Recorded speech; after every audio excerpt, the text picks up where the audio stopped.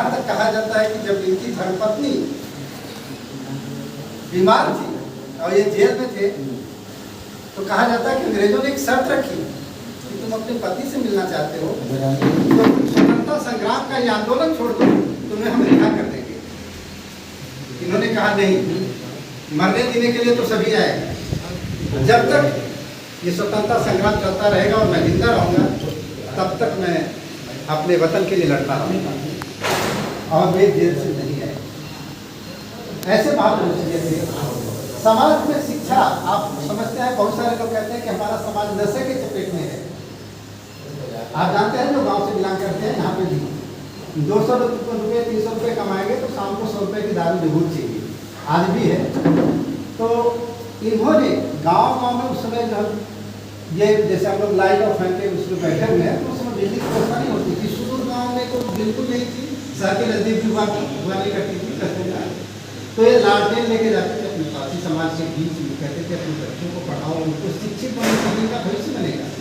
ये ऐसे महापुरुष रहे हैं। हो सकता है कि दायरा कम रहा हो, भाई एक आदमी पैदल जो लालटेन उठाएगा वो 200 किलोमीटर 500 1000 किलोमीटर नहीं जा सकता, लेकिन अपने क्षेत्र में इन्होंने ये शिक्षा की ज्योति जलाई, इसके लिए हम उनको नमन करते हैं, इसके लिए हम उनके अभिवादन के लिए करता हुए हैं। तो इन महापुरुषों का जो भी योगदान रहा है, हम उनसे कमतर तो बिल्कुल नहीं आंक सकते।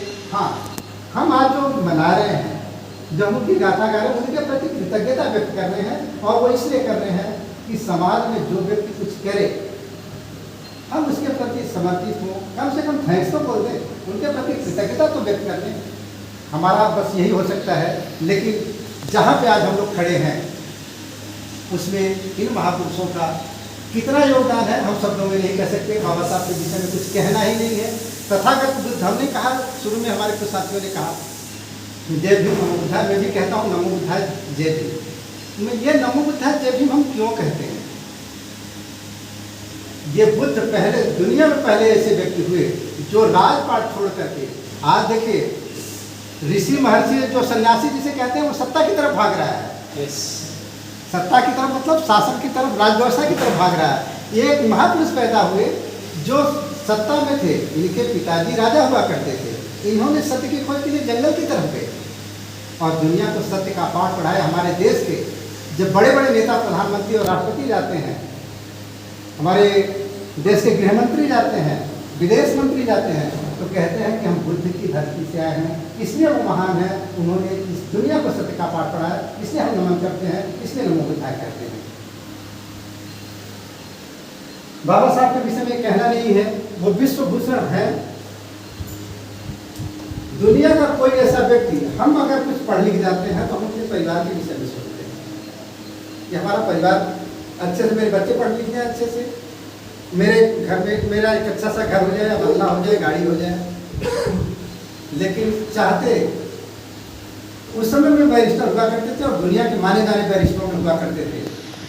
जब सबकी बैरिस्ट्री खत्म हो जाती थी तो बाबा साहब की बैरिस्ट्री वहाँ से शुरू होती थी। इवन ये भी कहा जाता है कि गांधी जी के प्राण रक्षक ये हैं, जब उनको वहाँ पे फांसी, इंग्लैंड के कोर्ट ने फांसी देने की सजा सुना दी थी। ये कहानी सबको पता है कि नहीं पता है? नहीं पता है, पहली बार सुन रहे हैं।